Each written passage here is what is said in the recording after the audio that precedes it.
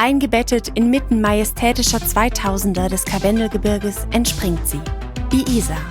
Auf 1162 Metern sprudelt ihr kristallklares Wasser an die Oberfläche und entfaltet sich zu einem der letzten Wildflüsse Europas.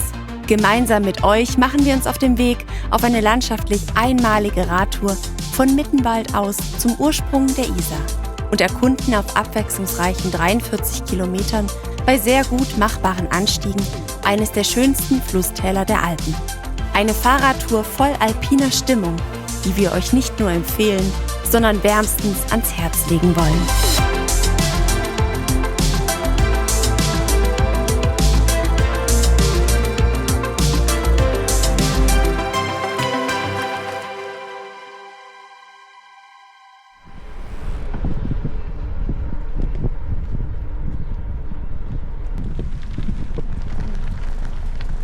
Servus liebe Leute aus Mittenwald. Servus, willkommen zu einem neuen Tourenbericht von uns. Heute steigen wir wieder aufs Rad und wollen von hier aus, von Mittenwald, entlang der Isar bis zum Ursprung des Isarradwegs fahren. Wir freuen uns schon, diesen Weg zu erkunden, den kennen wir bislang noch nicht und sind riesig froh, dass ihr dabei seid und uns mit begleiten wollt. Genau, es wird im Grunde wieder eine kleine Feierabendrunde. Also es ist jetzt gleich um 1. Den Teil dazu könnt ihr euch denken, warum wir jetzt schon Feierabend haben, aber ist ja egal. Hier weht auch ein ordentlicher Wind tatsächlich. Das wird uns jetzt aber, glaube ich, nicht davon abhalten, eben jetzt diese 44 Kilometer in etwa und 400 Höhenmeter zu fahren. Boah! Wird uns vielleicht doch davon abhalten.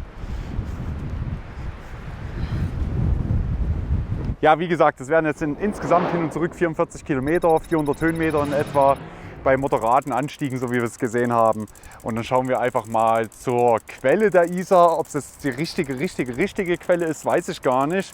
Aber dort beginnt jedenfalls der Radweg und das wird auf etwa 1200 Metern sein. Ja, sind wir gespannt und wir fahren jetzt los, bevor es uns die Räder noch weiter wegfegt. Ja, wir halten sie gut fest und starten jetzt in die Tour. Schön, dass ihr dabei seid. Wir sind gespannt, wie es wird und wünschen euch viel Spaß bei den kommenden Bildern. Ja.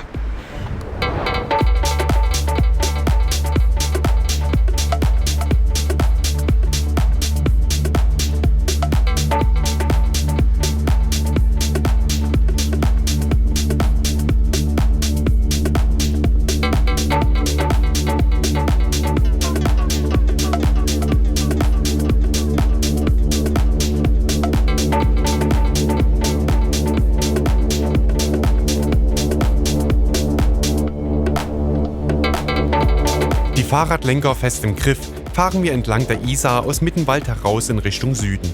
Wir freuen uns darauf, den in der Sonne funkelnden Gebirgsfluss bis zu seinem Ursprung zu begleiten. Vorerst halten uns der straffe Gegenwind und mächtige Böen noch ziemlich in Atem.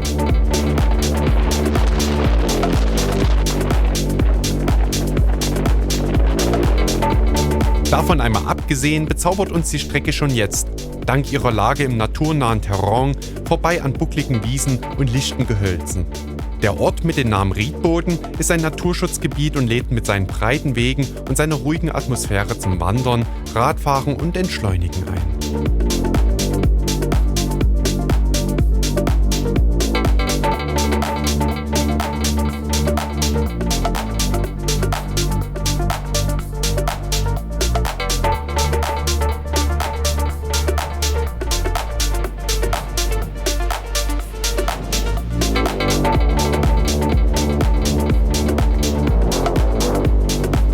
Wir müssten jetzt eigentlich schon in Scharnitz, also in Österreich sein.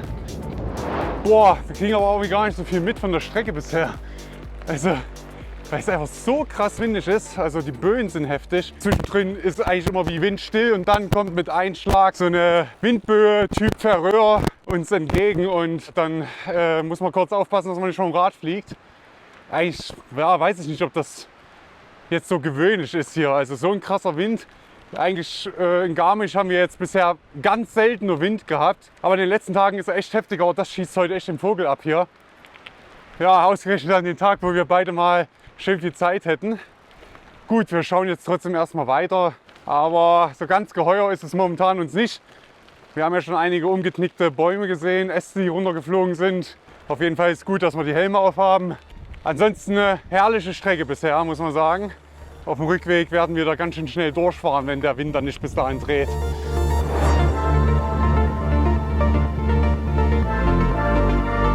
Wir durchqueren die Tiroler Gemeinde Scharnitz und radeln in das Hinterautal hinein, das auf den nächsten 14 Kilometern den Oberlauf der Isar beheimatet.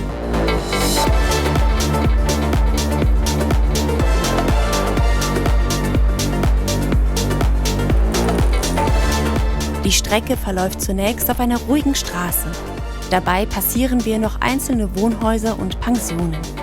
Auf ihrem Weg durch das Hinterautal nimmt die junge Isar das Wasser einer Handvoll Gebirgsbäche auf, die von den steilen Hängen des Karwendel und der südlich gelegenen Bergkette entspringen. Mit dem ersten steileren Anstieg mit kurzzeitig 10%iger Steigung verwandelt sich der Isarradweg in eine breite Schotterstraße, die sich entlang des Berghanges schlängelt. Bei entspannter Fahrt können wir die Natur um uns herum und die Sicht auf das tiefe Tal der Isar voll und ganz genießen.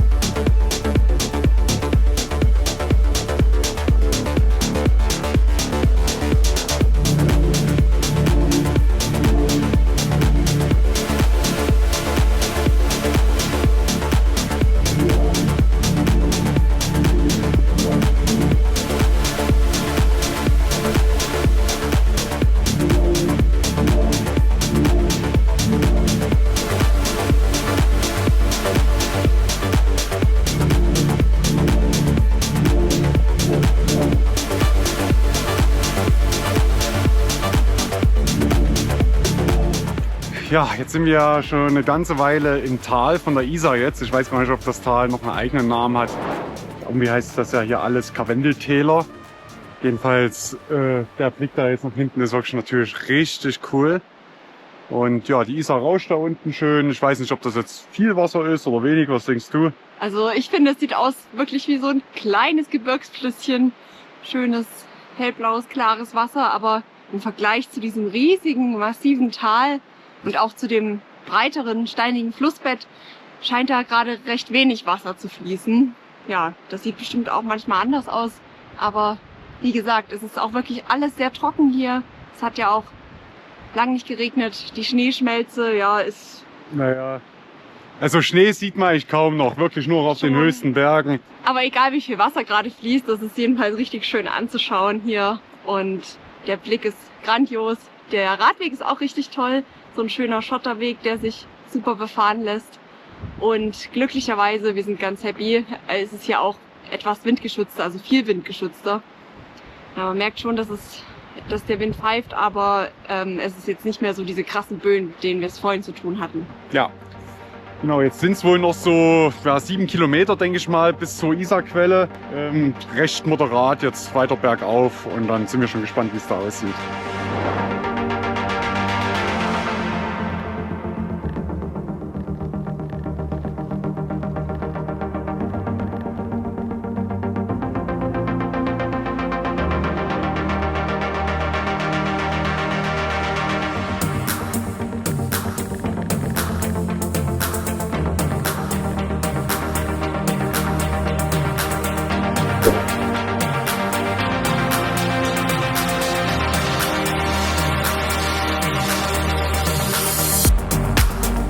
Fast auf gleicher Höhe mit dem Strom präsentiert uns der Radweg eine ganz andere Perspektive auf die steinige und ursprüngliche Flusslandschaft.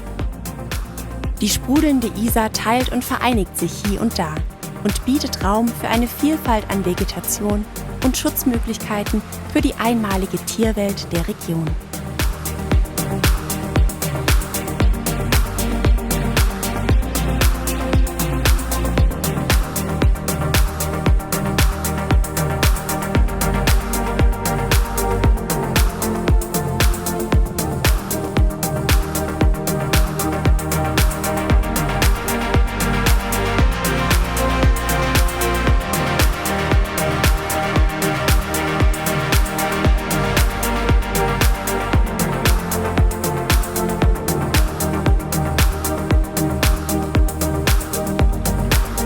So, hier wird jetzt ein Wanderweg bis zur Isarquelle führen. Der Isarradweg geht jetzt aber noch ein Stück weiter hier. Hier gibt es auch schon eine Infotafel. Steht auch was Interessantes drauf. Also das hier scheint jetzt der Isar-Ursprung zu sein, weil der Ursprung ist das Gebiet, wo auch ganzjährig und immer Wasser fließt. Und die Quellen, da gibt es eben mehrere hier, also mehrere Austrittsstellen von Quellwasser in diesem Waldgebiet hier. Und das Waldgebiet heißt wohl auch schon seit vielen, vielen Jahrhunderten bei den Flüssen, bei die Flüss, weil hier eben die Flüsse oder der Fluss entspringt. Ja, also ganz interessant und auf jeden Fall schön aufgearbeitet hier. Sieht man nochmal den Weg, den wir jetzt gerade gefahren sind. Genau, hier ist Scharnitz. Und dann sind wir noch eine Weile an irgendwelchen Gasthöfen und ja, Häusern eben vorbeigefahren. Und jetzt sehr lange abgeschieden von der Zivilisation bis hierher. Ja, ich würde sagen, wir gucken noch das kleine Stück hier hoch. Und dann überlegen wir, ob wir dann nochmal den Wanderweg hier gehen. Aber da dürfen wir natürlich nicht fahren. Aber vielleicht können wir ja dann die Räder auch einfach schieben. Wir werden sehen.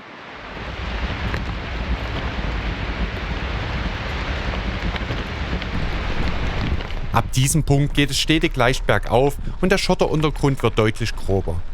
Sogar letzte Schneespuren bedecken die Wege und auch die Luft erscheint uns Stück für Stück ein wenig kälter zu werden.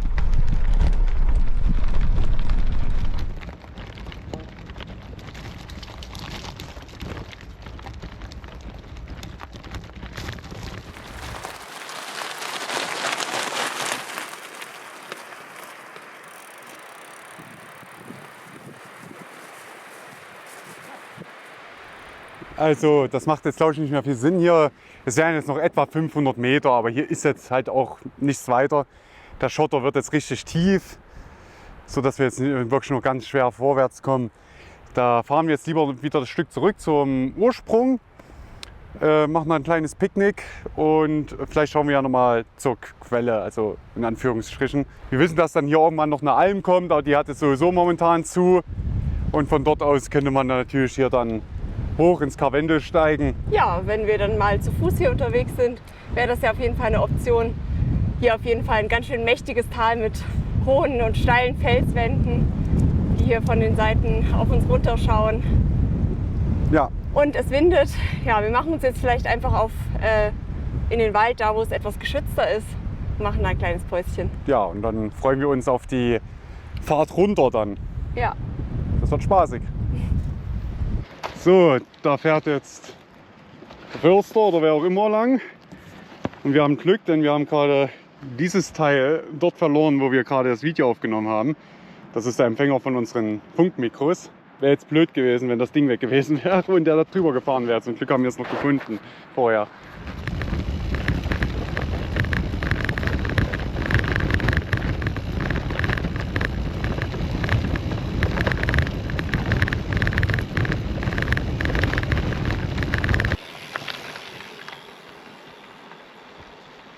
Hier wäre das ausgeschilderte WC mit Sichtschutz in der Natur. Ja, herrlich. Also was anderes gibt es hier nicht als die Natur. Und in der Natur ist es doch am besten. Aber ja, hier hatte jemand seinen Spaß, das so aufzustellen.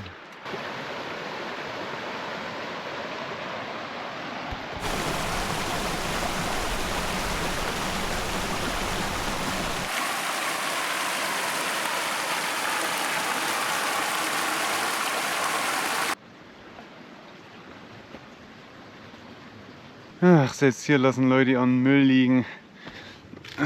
Ist ja schön, dass er die Zigarette in eine Plastiktüte gemacht hat.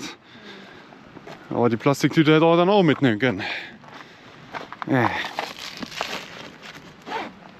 So, wir sind jetzt wieder an den Isarursprung. Machen jetzt hier eine kleine Rast. Ich guck mal kurz hier rum. Ja, ist jetzt natürlich hier wirklich ein ganz kleines Bächlein nur noch. Und da kann man hier ein bisschen rumlaufen über die Stege. Es geht auch noch ein Stück weiter. Aber ich denke mal, man kann jetzt schon behaupten, dass man am Ursprung der Isar ist. Und ja, war auf jeden Fall eine super Nachmittagsrunde bisher hierher. Und wir empfehlen das auch sehr, vom Mittenwald aus zu fahren. Denn bis dahin gilt ja das Deutschland-Ticket. Und jetzt in der Woche war sogar das Bastiaire-Ticket gültig. Also haben wir für das Fahrrad, also für jedes Fahrrad, nur 1 Euro bezahlt für die Fahrt. Voll cool. Und dann, ja, 22 Kilometer bisher. Das lohnt sich allemal. Und ja, der Witz wird auch langsam alt. Und ich verstehe nicht, wie Leute ihre Kleber hier mitten in der Natur überall immer hinten kleben müssen. Die Menschen sind unverbesserlich, oder? Ja, schon. Und weil wir heute in Mittenwald gestartet sind, gibt es jetzt was? Es gibt Mittenwalder Brot, aber nicht direkt heute gekauft, aber schon geschmiert. Aber da ist schon eine neue Ladung. Ladung drin, ein halbes Laib, was Anne schon die ganze Zeit in der Fahrradtasche mitschleppt. Was tut man nicht für das leckere Brot aus Mittenwald? Ja, wirklich. Die machen nämlich 17 Uhr zu und da hatten wir Angst, dass wir dann nichts mehr kriegen. Aber ich glaube, das hätten wir jetzt schon noch geschafft. Na, obwohl, es ist schon 15:20 Uhr. Vielleicht hätten wir es auch nicht mehr geschafft.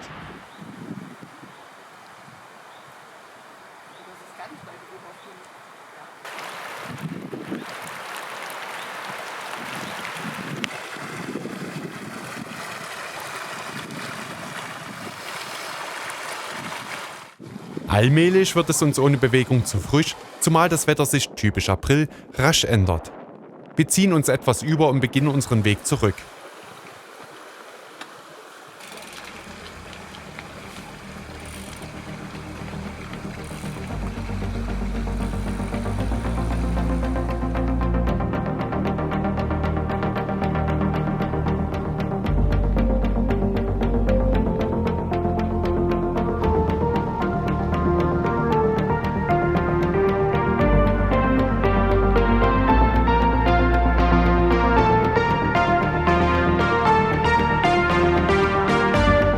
Obwohl wir genau die gleiche Strecke fahren wie auf der Hinfahrt, begegnen uns in dieser Richtung völlig neue Eindrücke. Bei seichtem Gefälle geht es meist bergab, sodass wir die Sicht auf das langsam erblühende Tal und die umzingelnden Berge unbeschwert auskosten können.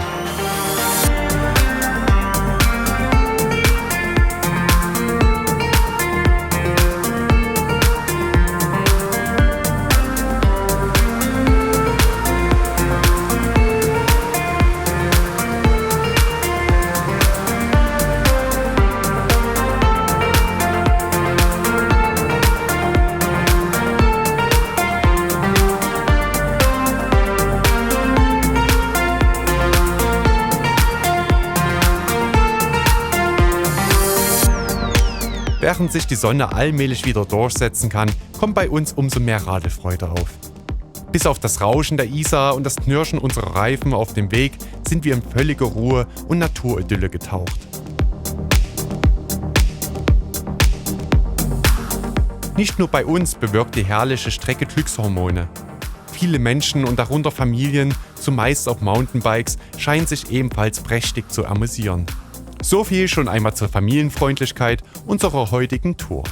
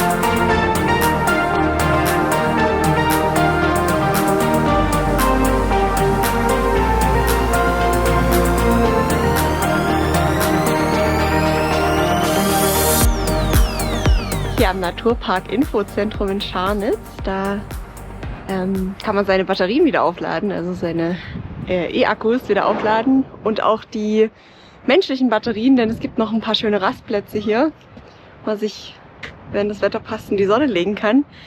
Dieses Zentrum hier, das wahrscheinlich auch eine Ausstellung beinhaltet, das hat noch bis zum 30.04. geschlossen. Können wir jetzt also leider nicht reingehen.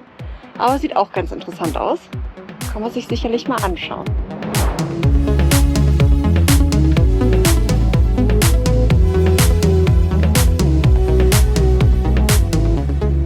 Auf der Höhe von Scharnitz hat sich die Isar dank ihrer Zuflüsse schon beträchtlich verbreitert.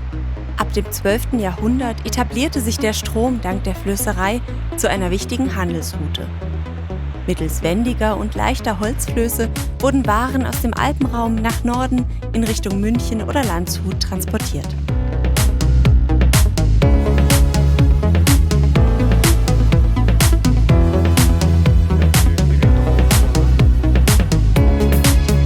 Ja, wir fahren jetzt mal kurz ab vom Isarradweg, da läuft es parallel dort hinten weiter, wo wir vorhin auch hergefahren sind.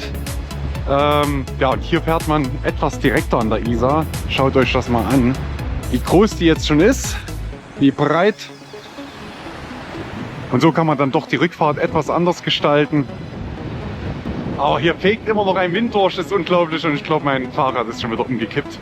Super. Aber wir hatten jetzt zum Glück im Tal der Isar größtenteils Ruhe davor. Jo, ist noch alles dran. Ja, Mensch, Lenker. es leidet hier auch langsam. Aber es ist noch gerade alles. Ja, man sollte einfach seine Räder nicht stehen lassen und unbeaufsichtigt. Lieber hinlegen. Lieber hinlegen.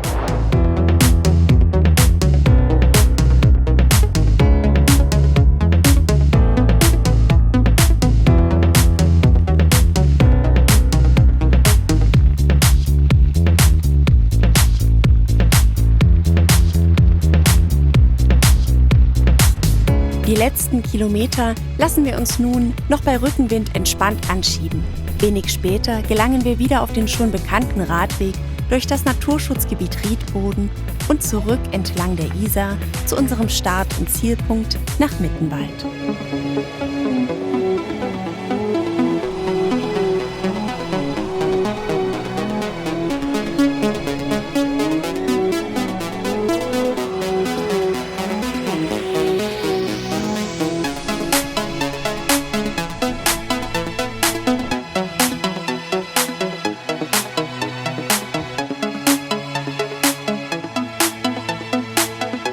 Ja, jetzt sind wir wieder in Mittenwald und zurück von unserer Runde, also Hin- und Rückfahrt jetzt, auf einer wunderschönen Tour. Zum Glück ist es jetzt nicht mehr ganz so windig.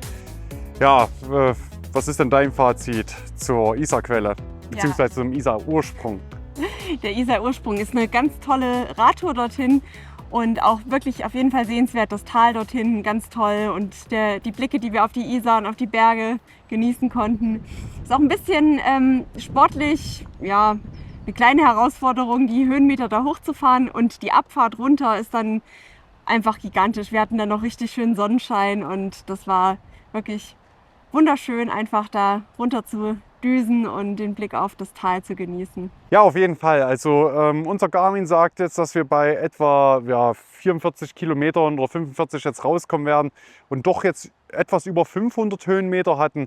Aber gut, jedes Gerät rechnet das irgendwie anders, aber ich denke mal, so 500 Höhenmeter könnten schon richtig sein, die wir jetzt gefahren sind.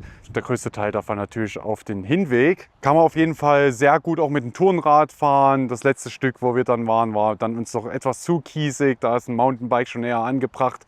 Man kann ja auch dann noch sehr viel weiter, bis auf 1700 Meter fahren, da in diesem Tal. Aber da sind dann Steigungen bei 30% mit dabei. Das ist dann wirklich nur mit einem sehr guten Mountainbike und mit sehr viel Schmalz in den Beinen machbar. Sehr sportlich. Dann, ja, auf jeden Fall. Also, aber so bis zu diesem Ursprung der Isar kann man das wirklich gut mit dem Tourenrad machen, mit dem Rennrad natürlich eher weniger. Von daher, wir haben auch viele Familien gesehen, die jetzt unterwegs waren mit ihren Kindern, die da wirklich viel Spaß hatten anscheinend. Es ist ja auch schön, weil da absolut kein Auto mehr fährt. Da kommt vielleicht mal der Förster noch vorbei, okay. Aber man hatte einfach eine Wahnsinnsruhe. Man ist wirklich schon sehr weit von der Zivilisation dann weg, wenn man dann da am Ursprung ist. Aber wie gesagt, kann man auf jeden Fall sehr empfehlen. Wunderschöne Gegend. Ja, den kompletten Isarradweg werden wir sicherlich auch irgendwann mal fahren, wenn sich da mal die Zeit findet.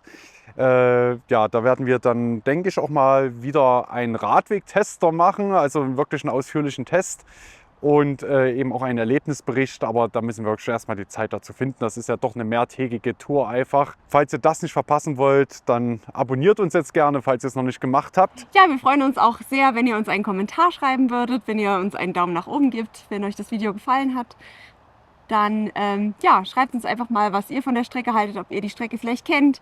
Und ja, da freuen wir uns auf jeden Fall von euch zu hören.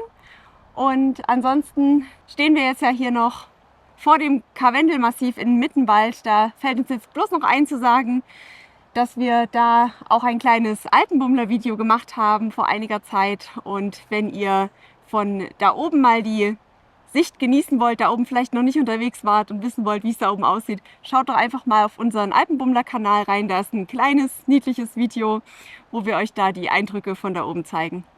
Ja, könnt ihr gerne dann gleich jetzt im Anschluss schauen. Wenn nicht, sehen wir uns dann sicherlich hier dann nächste Woche wieder zum nächsten Video.